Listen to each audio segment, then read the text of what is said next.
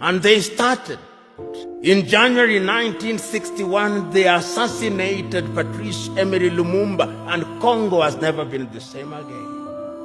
In 1963, they assassinated Sylvanus Olympio in Togo, and Togo has never been the same again. Then there were coup d'etats, Kwame Nkrumah himself.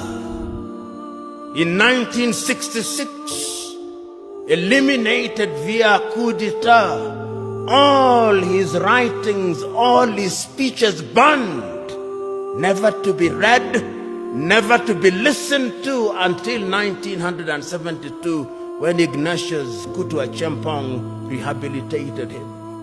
Ahmed Ben Bella in Algeria, gone. In Nigeria, Nnamdi Azikiwe and Abubakar Tafawa Balewa, gone.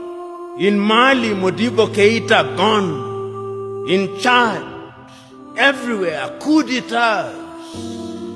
Here in Ethiopia, 1974, if I'm not wrong, coup d'etat and the emergence of the Derg regime. In East Africa, Uganda, coup d'etat, mutinies in Kenya, Uganda, Tanzania in 1971.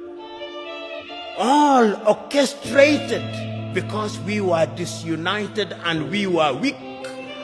The predictions of our forefathers and founding mothers that disunited we would remain weak came true.